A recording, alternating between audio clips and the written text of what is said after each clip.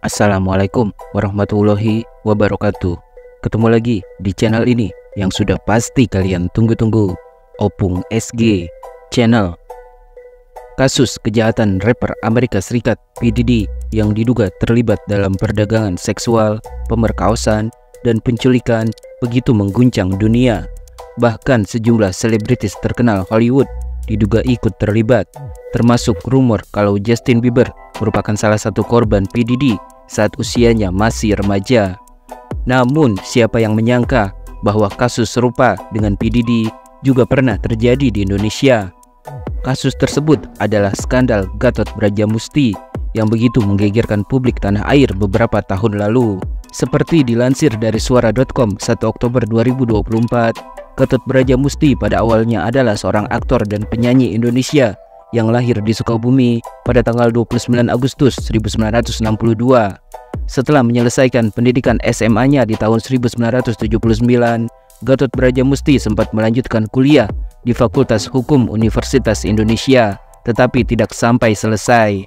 Setahun setelah itu, Gatot Brajamusti melanjutkan pendidikannya dengan mengambil jurusan matematika di Universitas Pendidikan Indonesia.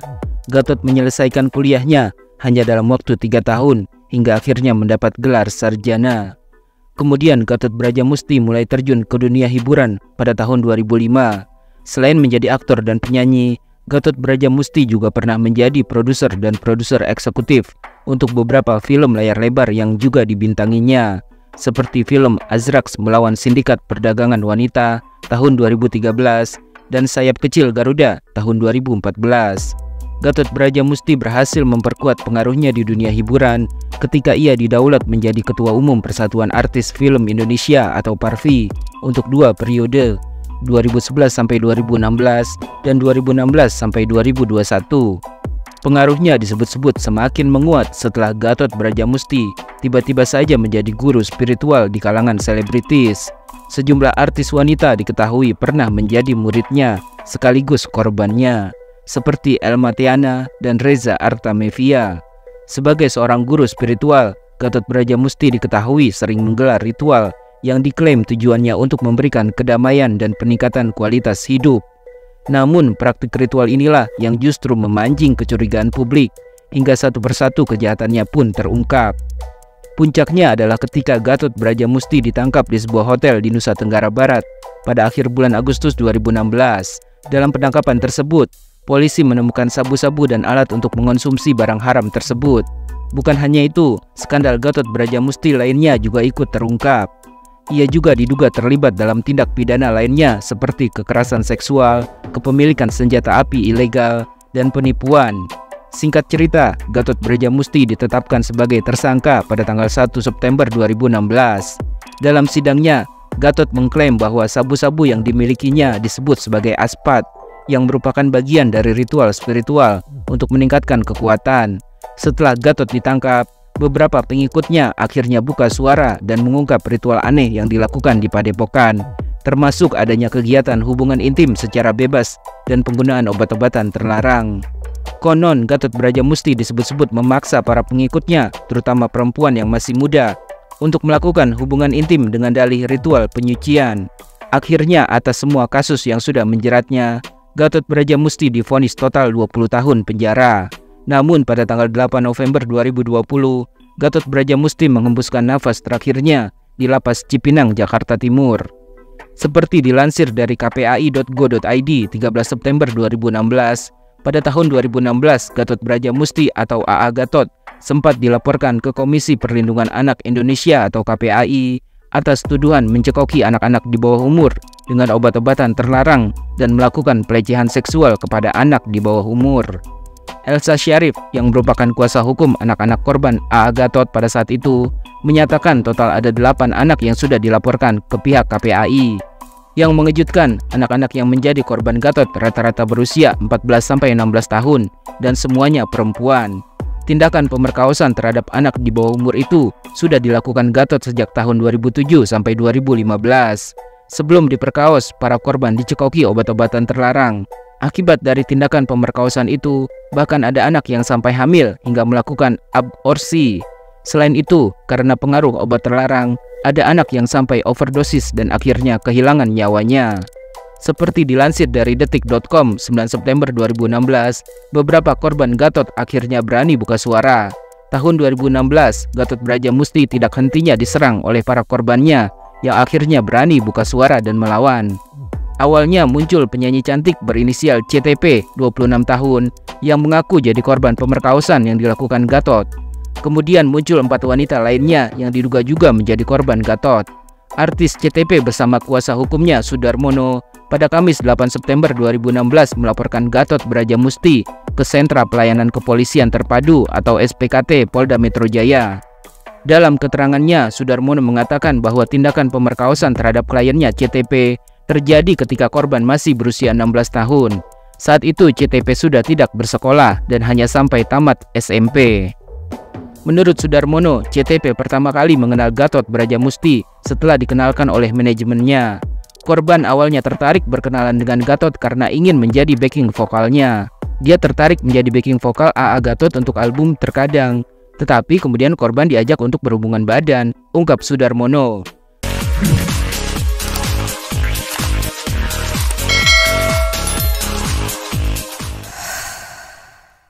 Selama itu, korban mengaku tidak bisa berbuat apa-apa karena sudah didoktrin oleh Gatot. Korban juga mengaku selalu diancam Gatot apabila tidak mau berhubungan intim dengannya. Korban ketakutan dan selama ini didoktrin bahwa dia AA Gatot adalah Tuhan, titisan Nabi Sulaiman, malaikat Israel lah. Kemudian diancam bila tidak mengikuti keinginan dia, maka nanti akan celaka. Sehingga korban ketakutan dengan ancaman-ancaman dan doktrin itu, dan akhirnya mengikuti keinginannya, bebernya.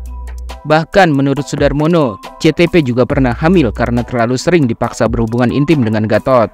CTP juga sudah memiliki anak dari Gatot yang pada saat itu berusia 4 tahun. Setelah kehamilan di tahun 2011 itu, CTP akhirnya bisa lepas dari cengkraman Gatot Brajamusti. Korban lepas dari AA Gatot setelah dibawa ruqyah oleh orang tuanya. Selama bersama AA Gatot, korban ini selalu menentang orang tua, tuturnya. Namun saat itu pengacara Gatot Brajamusti, Muarakarta, membantah pernyataan Sudarmono dengan mengatakan bahwa CTP merupakan istri Gatot. CTP memang istrinya, cuma memang sudah pisah dan sudah punya anak dari AA Gatot, ujarnya. Muara juga mempertanyakan pelaporan CTP yang mengaku tidak pernah dinikahi oleh Gatot karena menurutnya kliennya sudah menikah dengan CTP. Itu saya tidak tahu apakah pernikahannya tercatat di KUA atau tidak. Tetapi sebagai seorang muslim, mungkin ada ijab kabul secara nikah siri atau mut'ah, jelasnya. Seperti dilansir dari okezone.com, 17 September 2016, korban Gatot Brajamusti dikabarkan mencapai ratusan orang. Yang tak kalah mengejutkan, Gatot Brajamusti disebut-sebut memperkaos beberapa gadis yang masih di bawah umur secara beramai-ramai di hadapan istrinya Dewi Aminah dan artis Reza Artamevia. Ia di depan Dewi Aminah, ada Reza Artamevia, bahkan dilakukan beramai-ramai, ungkap Roni Sapulete, pengacara beberapa anak korban Gatot Brajamusti. Menurut Roni, sudah ada 8 orang korban yang mengaku menjadi korban pemerkosaan secara massal tersebut. Mereka semua diperkaos secara bersama-sama, dengan cara terlebih dulu dicekoki sabu. Dicekoki sabu, fly kan, jadi tidak sadar diri, imajinasinya jadi tinggi. Dimulai dengan itu dulu. Perbuatan penyimpangan seksual kan dimulai dengan itu, terangnya. Seperti dilansir dari suara.com 1 Oktober 2024, korban Gatot Brajamusti bukan hanya anak perempuan di bawah umur, melainkan ada juga penyanyi Reza Artamevia. Sebagai murid, Reza mengaku dulu dirinya memang sempat dekat dengan Gatot. Reza pun akhirnya membongkar ritual aneh yang dilakukan oleh sang guru yang tergolong dalam kategori pelecehan seksual. Reza mengaku dirinya juga menjadi korban Gatot Brajamusti karena selalu dipengaruhi untuk mengonsumsi obat-obatan terlarang. Mengenai ritual aneh Gatot, Reza yang awalnya sempat bungkam, akhirnya buka suara. Awal kasus Gatot Brajamusti terungkap adalah ketika salah satu muridnya, seorang penyanyi berinisial CTP, melaporkannya ke polisi. CTP yang saat itu masih berusia 16 tahun, mengaku telah diperkaos oleh Gatot hingga hamil. Gatot melakukan tindakan pemerkosaan tersebut di padepokannya di Sukabumi, Jawa Barat. Saat dimintai keterangan, artis Reza Artamevia awalnya tak mengaku adanya ritual seksual yang menyimpang di padepokan tersebut. Namun setelah diperiksa polisi, barulah Reza mau buka suara. Menurut pengakuan Reza, ritual tersebut diawali dengan mengisap obat terlarang jenis sabu-sabu. Setelah korbannya juga ikut mengisap sabu-sabu, Gatot mulai melakukan transformasi oksigen agar jin yang ada di dalam tubuhnya keluar. Gatot selalu mengatakan kepada muridnya, jin tersebut hanya bisa dikeluarkan melalui hubungan suami istri. Di hadapan polisi, Reza sendiri mengakui kalau ia memang melihat secara langsung perilaku seksual menyimpang yang dilakukan guru spiritualnya. Reza juga membenarkan kalau Gatot memang memperkaos para korbannya. Yang lebih miris adalah Gatot Brajamusti bukan hanya memperkaos para korbannya, tapi Gatot juga memaksa para korban yang semuanya perempuan itu untuk melakukan hubungan intim sesama jenis dengan Reza. Di sisi lain, Reza yang sudah begitu dekat dengan Gatot Brajamusti mengaku sudah terjebak dan sulit keluar dari pengaruh Gatot. Reza akhirnya menyadari bahwa tidak semua guru bisa baik, karena ada pula guru yang memanfaatkan kepercayaan seseorang untuk kepuasan pribadi.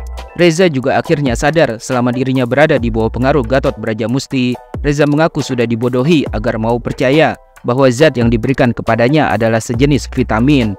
Padahal sebenarnya zat tersebut adalah obat-obatan terlarang jenis sabu. Reza ikut ditangkap pada tanggal 4 September 2020 di sebuah rumah makan di Jatinegara, Jakarta Timur. Penangkapan Reza pada saat itu dibarengi dengan barang bukti berupa sabu seberat 0,78 gram. Bukan hanya itu, akhirnya terungkap juga tentang kebiasaan menyimpang Gatot Brajamusti lainnya.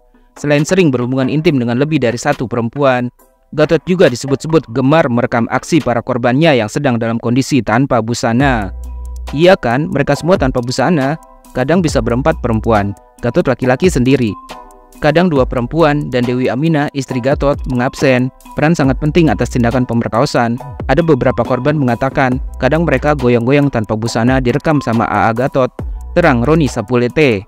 Anehnya lagi, aksi menyimpang tersebut dilakukan di mana saja, termasuk saat berada di dalam kendaraan, juga di rumah Gatot yang pernah digeledah pihak berwajib. Gatot memiliki banyak modus sebelum mulai melakukan aksinya merenggut kehormatan seorang gadis. Menurut tim kuasa hukum para korban Gatot Brajamusti, Vidi Galenso Syarif, ada ratusan gadis termasuk anak di bawah umur yang jatuh ke pelukan Gatot dan menjadi korbannya. Korban ratusan, menurut CTP aja ada 80-an. CTP itu dibikin seperti manajer, bantu istrinya Gatot. Jadi kenal semua, walaupun jumlah pasti tak punya, itu masuk akal kalau melihat periodenya, ungkap Vidi. Mereka para korban seperti dicekoki aspat, itu sudah menjadi makanan sehari-hari. Namun intensitasnya sampai berkali-kali, saya tidak tahu pasti, karena kebanyakan mereka lupa apa yang terjadi sebab pengaruh aspat itu. Lanjutnya, ketika korban sudah dalam pengaruh aspat, Gatot pun bisa dengan leluasa melakukan beragam tindakan tak senonohnya. Bahkan para korban mengaku mereka tak mampu untuk menolak ketika Gatot melancarkan aksinya.